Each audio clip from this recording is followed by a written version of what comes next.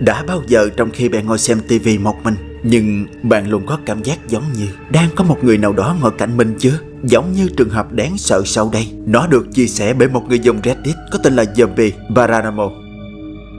Người này cho biết lúc bấy giờ anh đang ngồi xem tivi một mình trong phòng khách, và khi anh tắt tivi đi, hình ảnh phản chiếu trên tivi lúc bấy giờ đã khiến anh bối rối. Xem nha.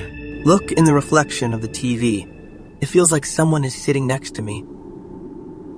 You know what's the scariest part? There's no one next to me.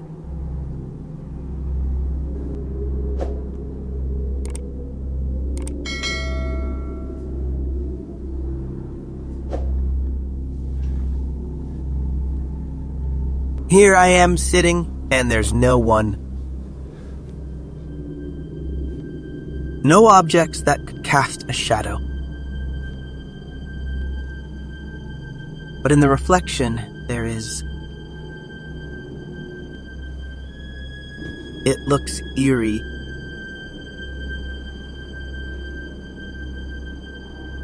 The entire couch. No one there.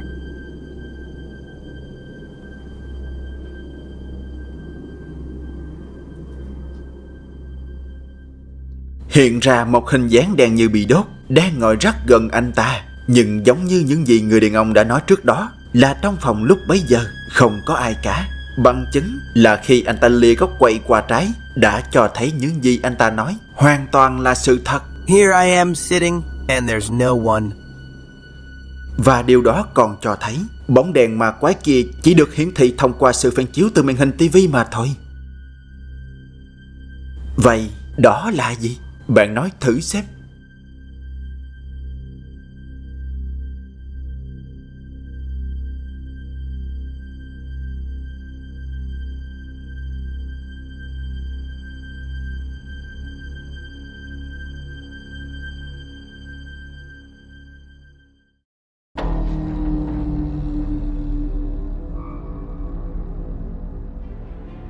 Một thanh niên người Canada có tên là Matty, đến từ trang TikTok Matty Magadashi, đã tuyên bố trên trang cá nhân rằng kể từ khi anh dại dột chơi thử trò cầu cờ ngay trong nhà, thì y như rằng những hiện tượng quái đản bắt đầu xảy ra.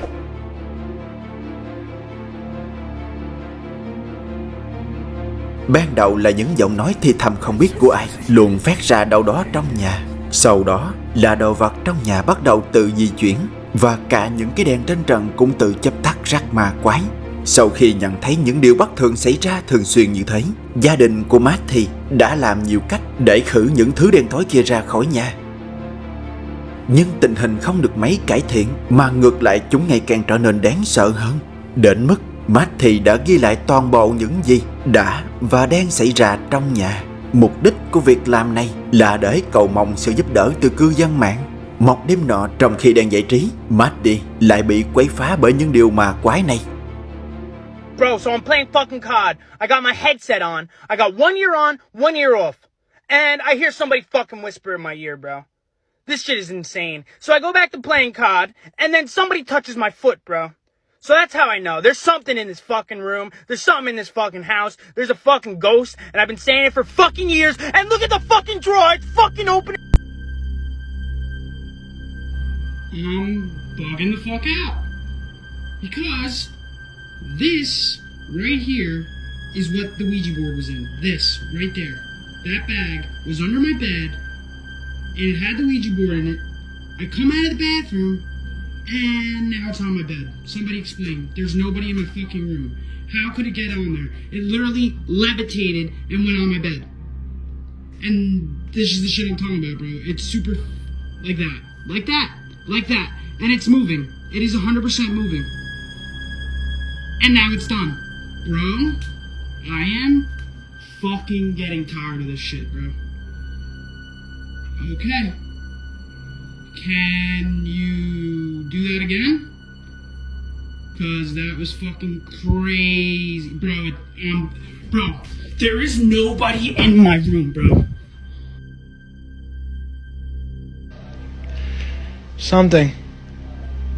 Knocks. 3 knocks. 2 knocks. Something good. Or that. Or that. Bro.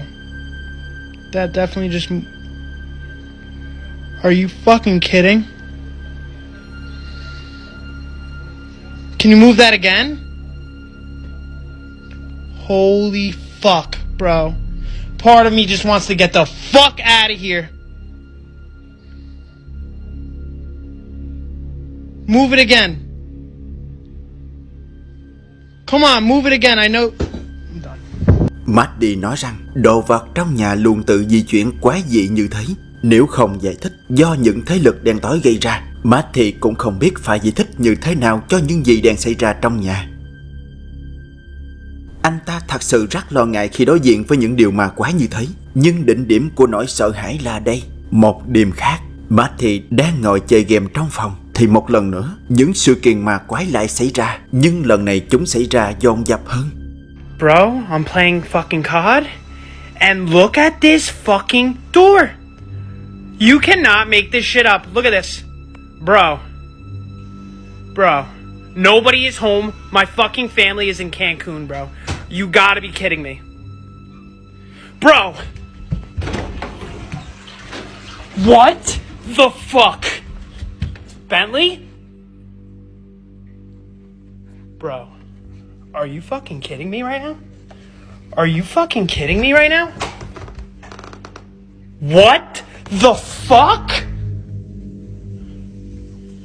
Bro.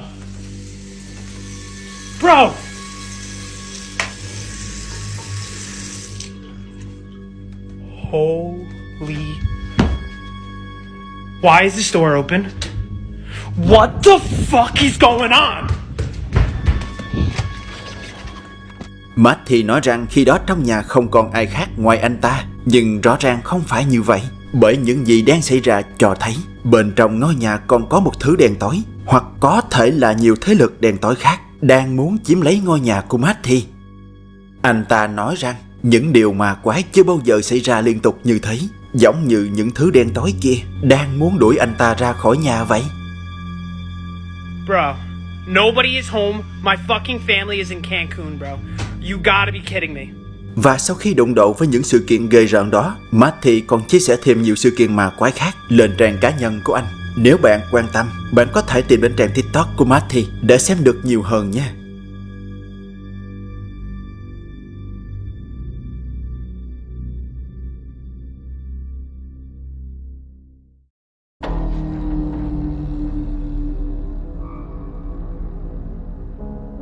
Gần đây trên các diễn đàn đang nổi lên một đoạn phim được cho là đã ghi lại một hiện tượng lạ có liên quan đến siêu nhiên huyền bí.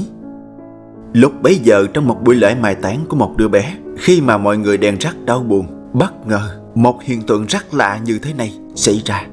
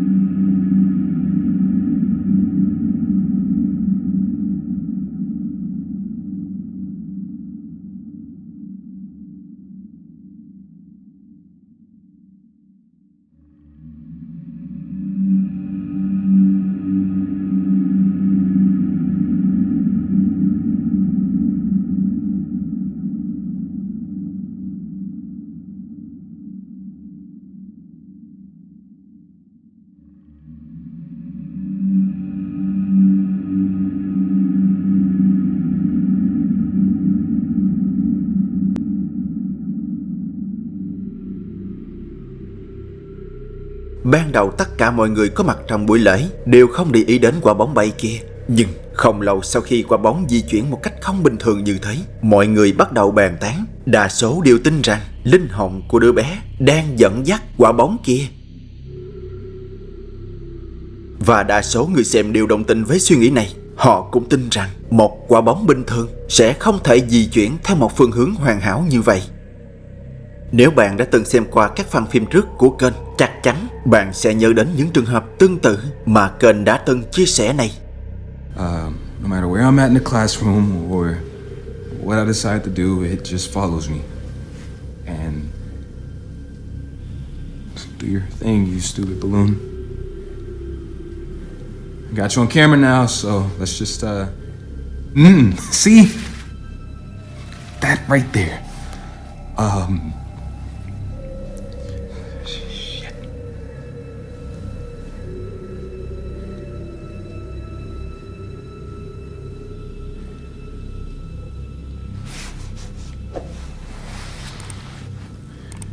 Just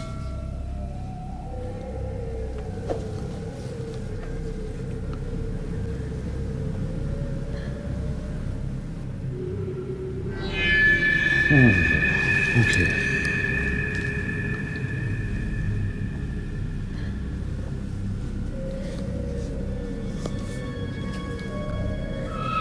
See, no.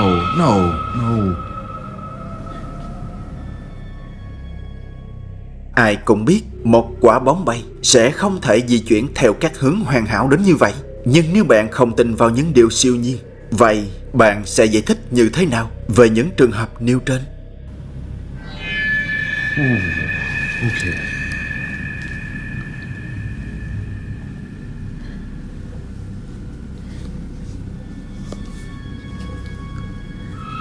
See, no.